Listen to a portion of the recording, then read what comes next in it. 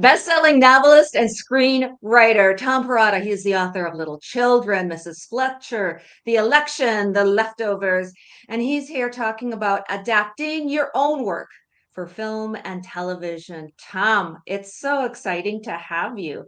Thank you for joining us. And I want to go straight for the jugular because I think that's the way you like it too, knowing your writing. Every writer who dreams of seeing their book on screen, what's the one truth, the thing about adaptation that nobody tells you? Well, I don't know if nobody tells you, but I think you have to learn it for yourself, even if you've heard it, which is that film is a collaborative medium, and you are going to lose some amount of control, and your ego is going to get bruised along the way, and you may lose some battles, but that there are upsides to letting other people into your process and hopefully add to your story in ways that and transform it in ways that you couldn't do on your own. I mean, I really think for fiction writers, that's the big difference of going from an art form. Writing can be collaborative. You have editors and trusted readers that you listen to, but most of the time they don't get to actually sit down and really take a hand in telling the story, right? They'll tell you like, oh, this part of the story worked, this part of the story didn't. But in the case, at least for me, if it's not a fellow screenwriter who's rewriting a scene or coming up with some new material, a director is changing it and an actor is changing it just by virtue of doing their job. What are some compromises that you had to make? Can you share those with us? Sure, I mean, it happens every time, and I wouldn't say necessarily that compromise is a bad thing, because in any collaboration there's got to be give and take, right? Otherwise it's not a collaboration. So just for instance, in The Leftovers, um, people who know that show know that only season one is really a direct adaptation of my book. So when I went into that, I just assumed that we were going to tell the story of the book over the course of multiple seasons. And I ended up working with Damon Lindelof, the guy who did Lost and is a Watchmen, wonderful, uh, super imaginative writer and producer. And, I think that he, wanted to get beyond the book. I think he felt like there was a bigger world to that story that he wanted to explore. And I think that bigger world gave him more space to be himself. So that was like kind of a shock to me at a certain point. I realized, oh, we're just going to race through the book, and then we're going to, we ended up going to entirely different places. We moved our characters to Texas in season 2. We moved our characters to Australia in season 3. In the end, I think that was great for the show. I think it made the story much bigger, and bigger in a way that I probably couldn't have done. I mean, I what was I going to do? Go live in Australia for, I mean, I just wasn't thinking about the book in a global way when I was writing it. I was thinking of it as a suburban microcosm and setting it in the world that I knew. So there, that's a compromise, but it was also an expansion of the premise of the book.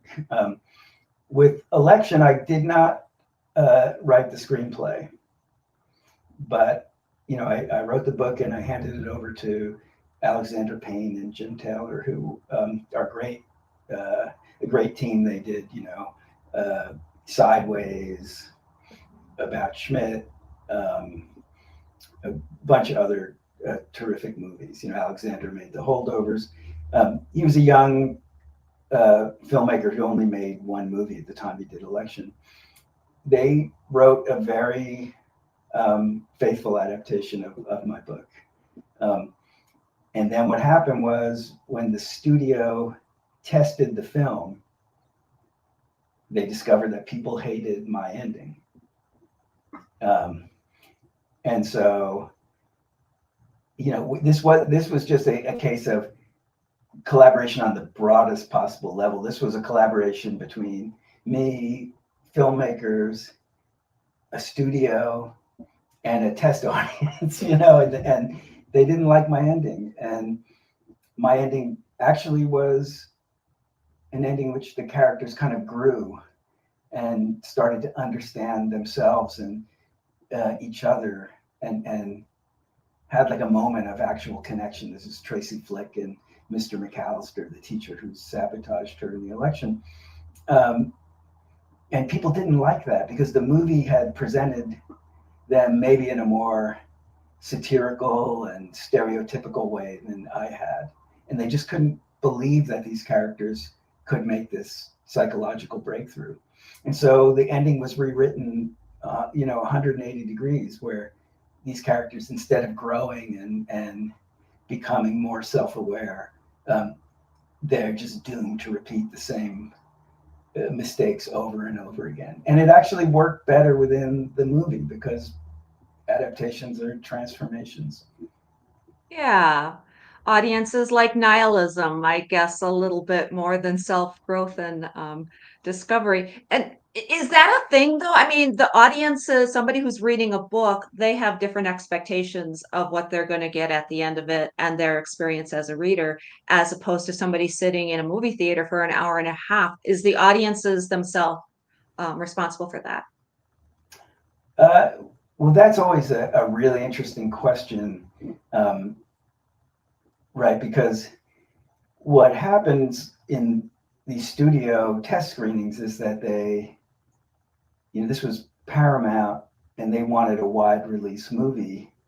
Um, and so they just go and get a sort of random sampling of moviegoers. This is way back in the mid to late 90s, so slightly different.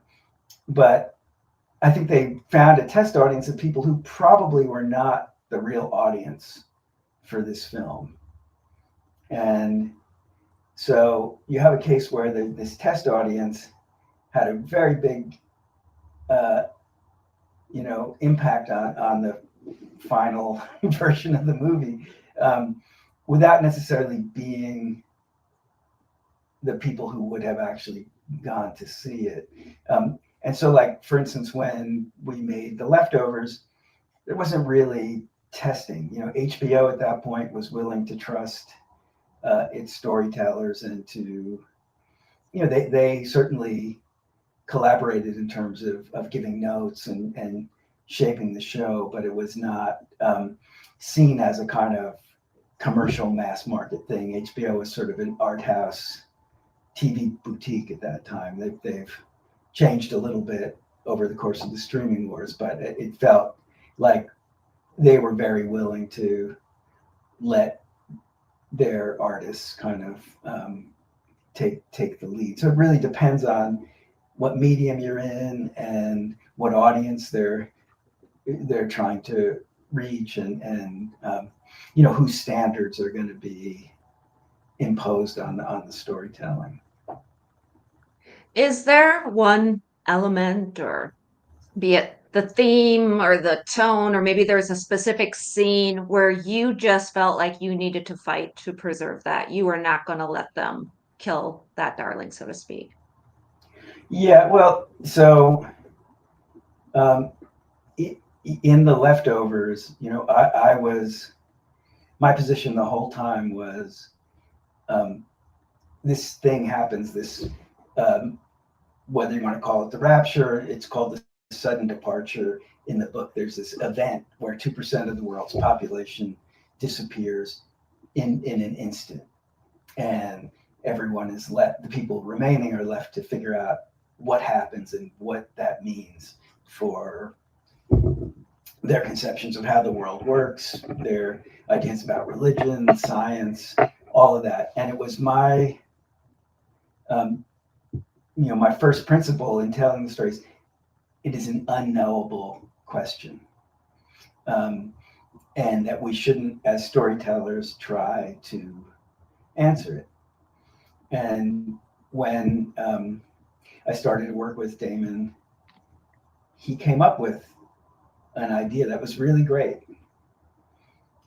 which I won't get into because it's a spoiler idea. But and I said to him, I think that's a great idea, but please let's just table it because I think it becomes a different story if it becomes a search for an answer rather than how do people live in the face of this existential mystery that has shaken their faith in everything.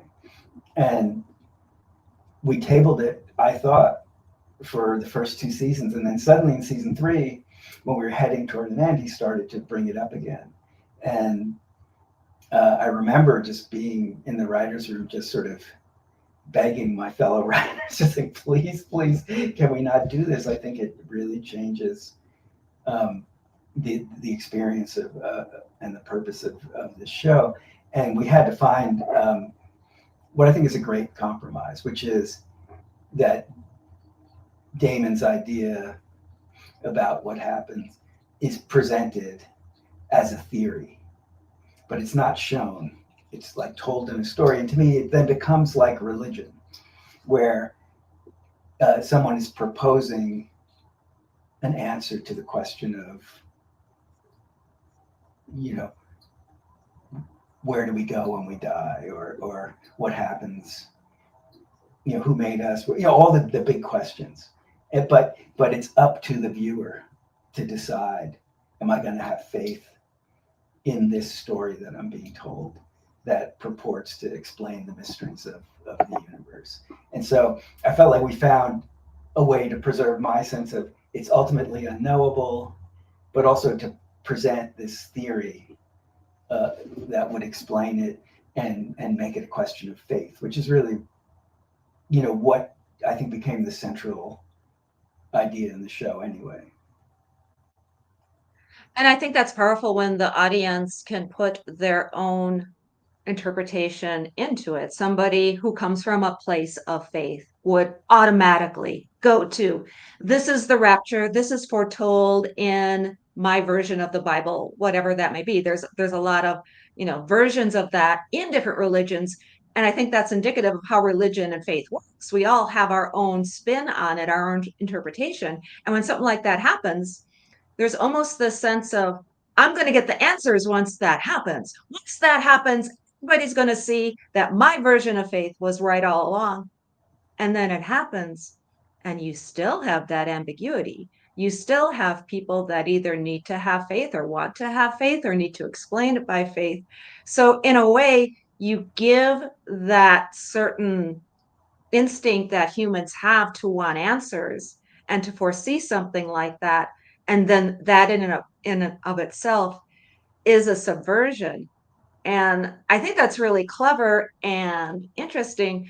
And not to get weird on you, Tom, but I was just watching the other night the Panama Alien. Have you seen the Panama No, I Alien? have not. No. Oh, you can Google it because it's a thing, especially on TikTok.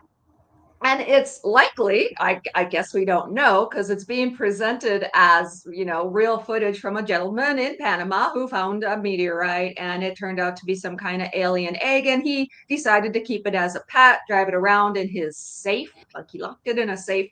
It's a thing. And it's this gnarly looking thing. No spoilers, because now everybody's Googling Panama Alien. But I think the thing that was interesting is one of the last things he did, because that's what you do almost in a horror movie or, you know, a drama type thing, is he decided to release it into some water. And the comments in the section were, that's wormwood, which is a biblical thing star that comes down. You just released wormwood into the water. So people, I just thought it was interesting, they're seeing their version of what this Panama alien is. And I just think it's kind of interesting, again, how people can kind of come and look at something and look at a book, look at a story, look at something like The Leftovers and take in their own interpretation. Is that something that you like to do in all of your writing? Do you like to leave some things open so that the reader can have their own satisfaction and interpretation? Well, I think The Leftovers was the most extreme example because that puts both the writer and the reader and the viewer in the same position as the characters, left to try and create a narrative that gives some meaning to an event that sort of thwarts our desire for meaning. So it's kind of another version of existentialism, which also said there's a world that appears meaningless, and it's our job as human beings to find some meaning in it. And obviously that was kind of at a moment when atheism was becoming a more powerful force, or agnosticism in the West, and when a lot of people were in despair after the carnage of these two world wars. I do think things are historically determined in that way. But even in other books of mine, I have definitely tried, through multiplying points of view, to create a sense of a debate going on, that the reader or the viewer can, take their own sides. Because there are definitely ways to write from a single point of view and to tell a very clear story that can only really be interpreted in one way. But I have definitely gravitated towards stories that have multiple points of view and indeterminate meanings. And I understand, like, there are readers. I have definitely seen reader reviews where people are frustrated and wanted, say, an ending to clarify the meaning of the story. And even at this point in our literary history, when we're in a postmodern moment where I think many of us understand, like, there's not a single meaning out there, that meaning is sort of a changeable thing, and that it's created in a kind of dialogue between the reader and the writer. I still think some readers are made uncomfortable by that and would rather a kind of, just a clearer outcome and a clearer sense of who's the good guy, who's the bad guy, was justice done. And I understand, that those are evergreen desires, to have the killer be caught and the order to be restored, and the good guys come out on top. You talk about your multiple POVs, and you do that so well. I have Tracy Flick can't win behind me, but even going back to the election, you had all of these a lot of your writing, but the first person point of views, and then the story kind of unfolds in the middle because you get what Tracy was doing. You understand. It's like we have these multiple main characters and protagonists that are all on their own journeys. And bringing that, especially the interiority, and I think this is an issue for all writers, especially when it's adapted onto film or TV, is a lot of that interiority and their motivation and what's going on inside can ultimately get lost or swept under the rug.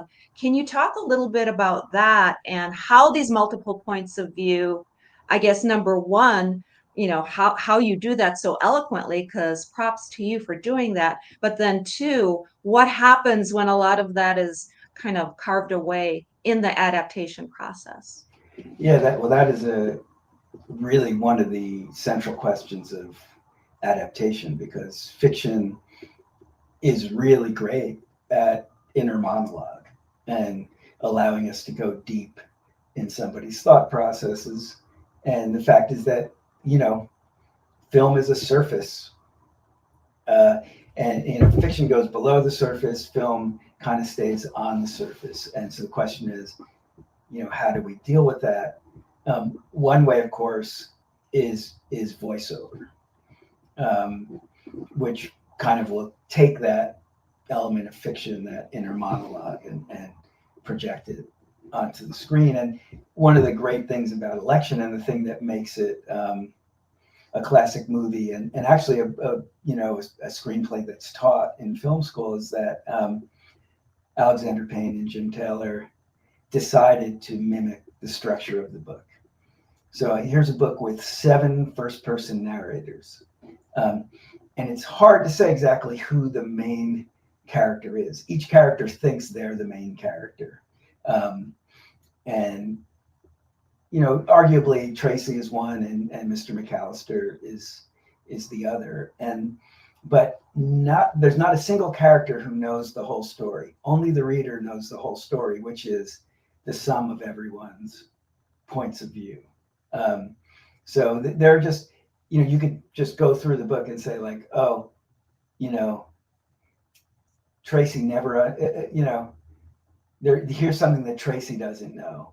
Here's something that Mr. McAllister doesn't know. Here's something that Tammy doesn't know. Just every character has some gap in their knowledge, but the reader actually knows it all. So it's a case where the reader gets to be the jury in a way. And what was great was when the book was optioned, all the sort of Hollywood execs assumed, okay, now you have to pick one of these characters to be the main character and kind of minimize some of the others. So is it the teacher's story? Is it the, Tracy's story? Is it Paul's story? Whatever it is. And Alexander and Jim said, no, it's everybody's story. And so what you have is the voiceover being handed off from character to character. And so you get that same feeling of just a story being told in a relay.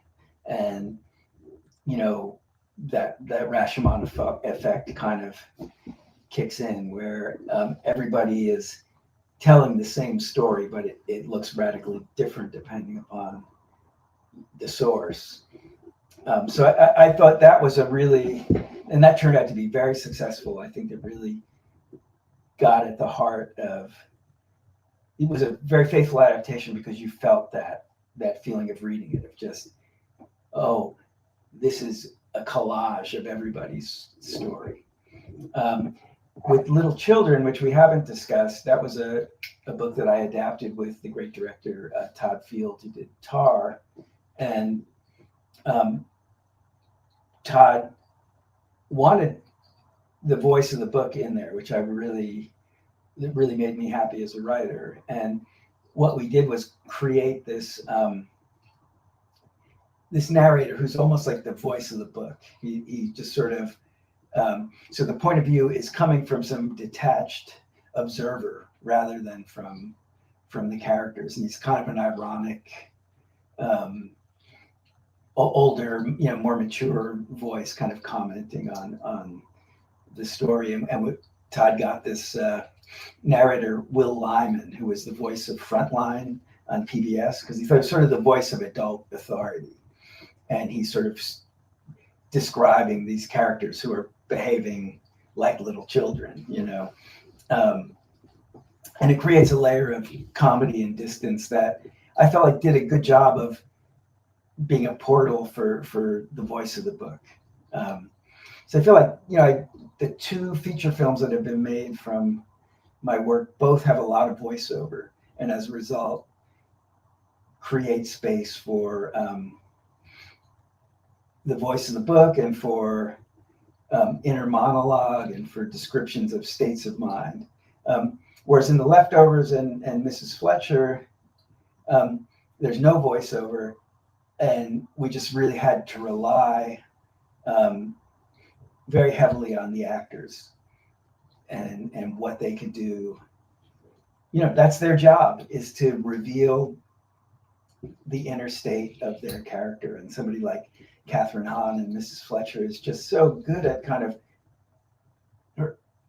she expresses so many emotions. You just watch her reacting moment to moment to everything that happens, and you start to feel like her inner life kind of pressing on, just pressing through the surface of the world. And so that's one way to do it too, is just hire really good actors and let them, Carrie Coon in The Leftovers. Similarly, just she has this kind of, she's a woman who's suffered immensely. Her whole family disappeared in the departure, and you just get this sense every moment that she's just barely holding herself together, and every now and then she just kind of cracks, and there's just a whole story that's told, you know, by her struggle for just keeping hold of herself, and sometimes losing that struggle. With actors, and you're bringing up such a good point, and you mentioned this earlier too. Have you ever, and you're giving mad props to a lot of your actors, and rightly so, you've had some amazing actors in your work, at least from what I've seen. Have you ever had that moment where you're like, oh, they're not getting this right. I'm relying on you to be my character, and you're not nailing it? Or likewise, is there a moment, something that you can cite where it was just like, oh, she got it. She got it, or he got it even better than what I thought. Have you ever had either of those Oh, two situations? oh well, I mean, that happened all the time. You know, so like with most of, uh, you know, I'm not a director.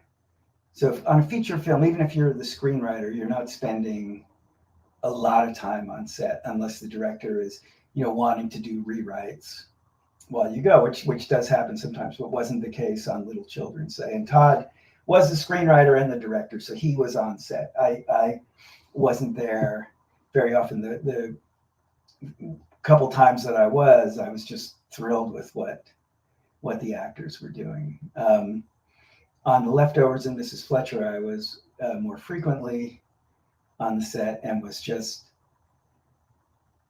you know, amazed at what I was seeing. I just thought the level of acting was good. So sometimes you have notes, and you, the writer, as a writer, you can convey them to the director, and the director can, however they want to do it, talk to the actors. But I never had a sense of somebody was completely out of it, because if you've written the script correctly, I think, and the actor is a talented actor, then I think you're already, you know, 80% of the way there.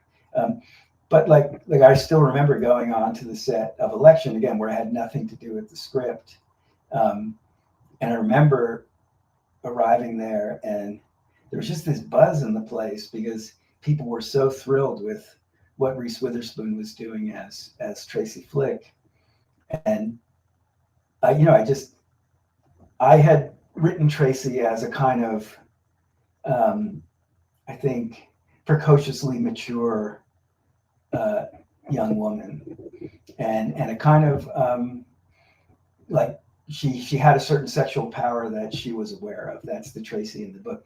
But if you've seen Election, you know, Reese Witherspoon plays her as, there's something like bright-eyed and like both, you know, innocent but weirdly mature. There's just some strange energy that's coming out of her, you know, and I just was unprepared for like the way, you know, she's wearing these kind of stylized clothes, this sort of pleated skirts, and but it's just this kind of wide-eyed, jumping out of her skin performance that she was doing. That was something that, you know, if you told me in theory what it was, I might have said, well, that's too big. You know, that's not what I see. But again, that's the kind of moment where you just go like, that's what she's doing, and it's pretty great. You know, even if it's not what I expected, it's in many ways exceeds my expectations. So I think it would be a mistake.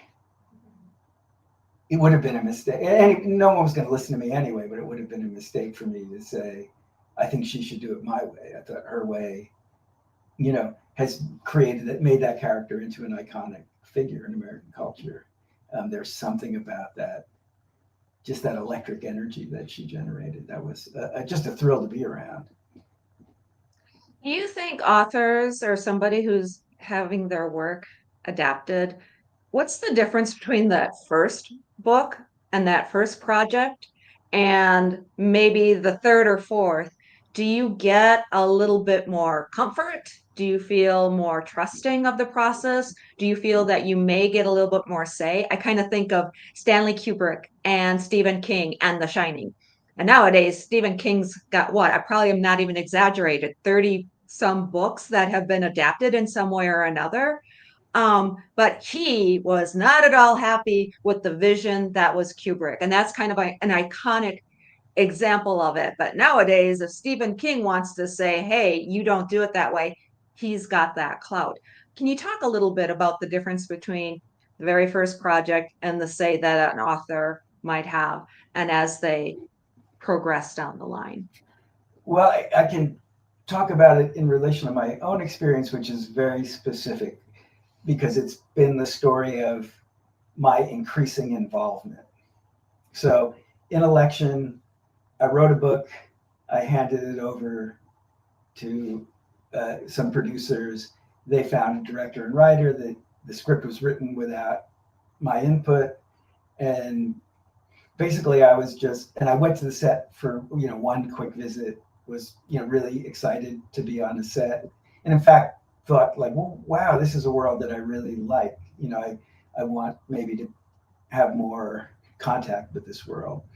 But when I saw the movie in a screening, it was like a press screening in Boston, and I went, and I just thought it was just like a gift that was given to me. I could not believe that this book that I had written, and I had trouble getting it published, and there's a whole saga around that, and then it had just become this movie. And I thought if I had nothing to do with this movie, it would be like my favorite movie of the year.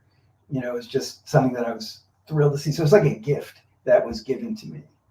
And then with Little Children, I became the screenwriter with Todd, and we had actually a really good experience writing it. He wanted to be faithful to the book. We sat down, and I remember the first day I said, like, well, where are we going to start? And he just opened the book and said, page 1, and we really just moved through the book and tried to be faithful to it.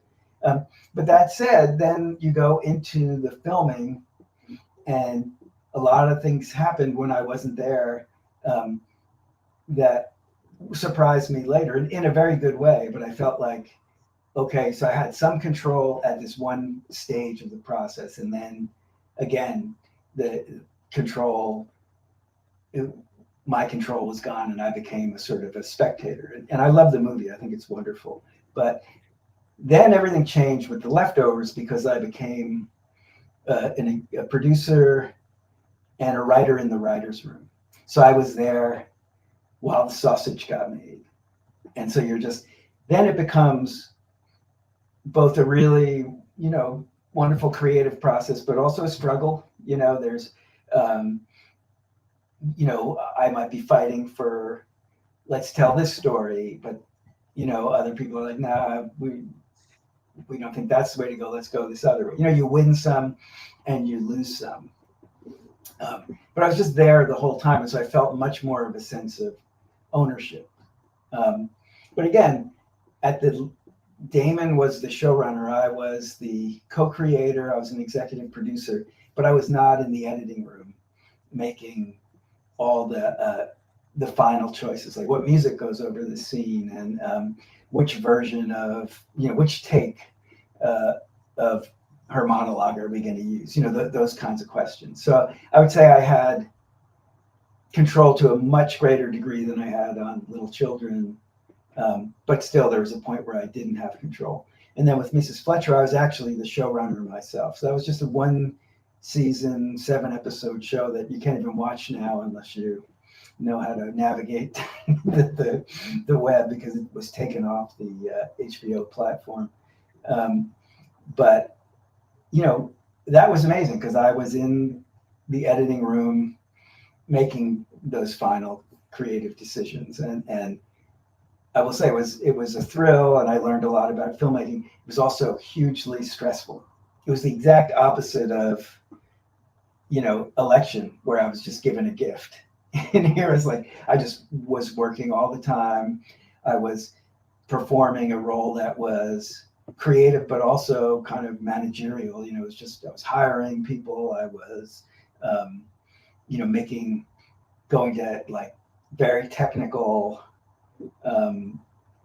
screenings for, that were just for sound or just for, color correction. And, it was maybe more responsibility than I would actually want in the future, because it felt like just a lot on my shoulders, and in the end I'm a writer before I'm a filmmaker, and so I have to kind of figure out where the sweet spot is. But I have definitely kind of crossed that whole spectrum of degrees of collaboration and control. And I think that writers who are watching and listening right now are going to see themselves in different spots. Maybe they want to just have that gift, like you describe, or they would thrive on the pressure and the management.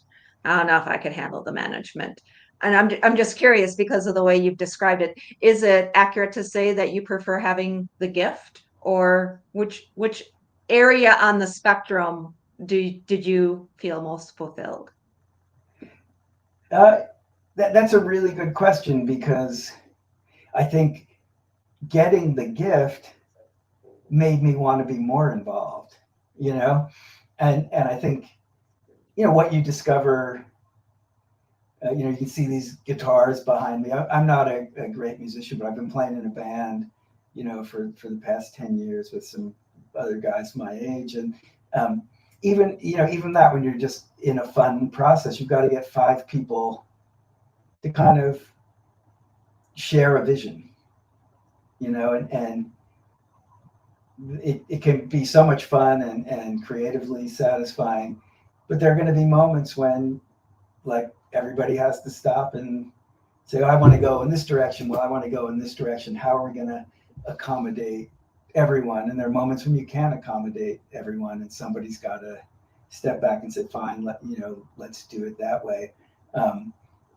And I think, I don't think I want to be in a managerial role anymore, but I love the idea of telling my stories in different mediums, and being a screenwriter as well as a novelist. So I think as long as I can do that, I'll be happy, letting a director or a showrunner make some of those final decisions, and take that responsibility, which is can be burdensome. There are fights over money. We need so much to make the show the way we want to make it, and what happens? Somebody's got to go and argue with the studio, and that's not necessarily something I know how to do or could do in an effective way. I'd rather let somebody else handle some of that stuff. And you mentioned, obviously, HBO has changed. A lot of the streaming platforms have changed in recent years from the time that you first started, and the types of shows and what they're producing and what they can get out there. I know a lot of writers try to figure out what they need to write toward, if they need to write toward a market or write toward potential adaptation. I mean, if they have dragon fights in every other scene, chances are that's not going to be produced. So you might need that trade-off. What tips or advice or things would you like to tell writers who are, wondering right now, like, how can I make my book more adaptable? That is a very good question that I'm sort of struggling with. I've been very lucky in the sense that I've had I've had a fair number of things adapted, and every time, I have a wonderful agent in Hollywood, and she'll say, like, when she got the book, it never didn't seem like an easy sell. You have a book like Election that has 7 main characters, and in some ways feels like it might be YA, except that it's very dark and goes into morally questionable places. Little Children also has ensemble.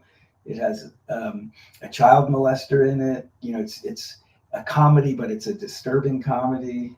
The Leftovers, is this kind of post-apocalyptic premise, but without zombies, without pandemics. in some ways just a domestic drama set in a post-apocalyptic world. Mrs. Fletcher, a story about an older woman having a midlife sexual awakening. All these things are not necessarily something that Hollywood was dying to do. But I was lucky in that my career coincided with like the indie film moment where the studios were making small, inexpensive movies that were, more adventurous or, kind of just occupied the more creative end of the spectrum. And then I was there for the golden age of TV when all sorts of ambitious and odd stories were suddenly being told, and we were being allowed to tell them in the kinds of ways that I like to tell stories. So in that sense, my work did have a home within this bigger system. Right now, it's harder, I think, to get those projects made. So, it never hurts to be aware of what the market wants. But it's also hard. Like I don't churn things out. So it's almost like if I start a novel tomorrow, well, that's going to take me a couple of years. And then for it to if it gets optioned and maybe gets made into a film or a show, that's going to take another couple of years. So you're left trying to guess what the market is 4 years from now. And, it's really hard to say what it's going to be. So unless if you're a screenwriter and you have a project and you want to pitch it now, you can kind of say, okay, I understand what the lay of the land is right now. They're looking for, sequels or things that have IP already, or maybe it wouldn't be so bad to throw a dragon in there, or a dystopian story is maybe more sellable than a domestic drama, right? Like you can know those things. On the other hand, if you have a story that you need to tell and you can tell it with, your heart and soul, I would say put your energy there, because a good story, I just think there's no substitute for that. Absolutely. I'm always reminded of the friends I had way back when before True Blood came out. They had a great vampire saga script written, and nobody wanted it because everybody else already had their vampire stuff in the works. So I might just add on to that. If your thing isn't clicking, it could also be because there's others. You're too similar to what's already out there, or it's just not hitting that zeitgeist at the time. But to your point, if you're writing what you want, your truth, your from your heart, from your own creative process, then you've got that going for you. I'm And you might, curious. Go well, I ahead. was just going to say, you might, if you tell a great story, there's maybe just a greater likelihood that it will connect with somebody who will be its champion, because some of the vagaries of filmmaking really are just somebody getting in a room and convincing other people that there's something great in this material. And I think, I mean, it's not so easy to say, oh, go write something great, but I think you're more likely to write something great if you're passionate about what you're doing. Absolutely. With it being spooky season, I know you're not necessarily a horror writer, but you definitely lean to some dark, haunting themes. I mean, The Leftovers, that premise still haunts me all these years after first seeing it. Are there any eerie or haunting themes that you want to explore in a story, but maybe haven't yet?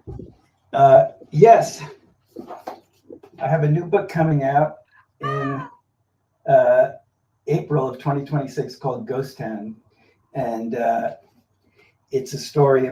It's a ghost story set in 1974. It's a man looking back on the summer when he was 13 years old, and some weird and terrible things happened to him. So it's the first time, really, since The Leftovers that I feel like I've gone into, my version of genre. If The Leftovers was my version of dystopian or post-apocalyptic drama, this is my attempt at a ghost story, which is a great American form, I think. And as in The Leftovers, I think I'm very much writing, my own version of genre, so that really hardcore genre fans might feel like it's a little bit agnostic about whether the ghosts are there or they're products of psychic disturbance. But that's okay with me. That's okay with me too, because that's what makes it haunting, right? That's what makes it ambiguous and fun to read. So that's excellent. We will look forward to Ghost coming this spring. Anything else new or exciting in the works or in the world of Tom Perrotta that folks should know about? No, I think that's it. This new book is the thing I've been. I mean, Tracy Flick Can't Win may become a movie, but again, it's not one that I'm involved with, so I just hear rumors.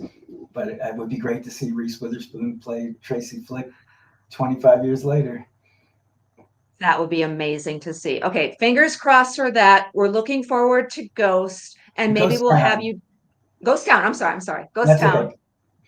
And maybe we'll have you come back on the book fest after that releases to talk more about some spooky ghostly stuff. All right. Well, thanks. It's so great to talk to you. Thank you, Tom Perrotta. So much a pleasure having you here on the book fest fall 2025.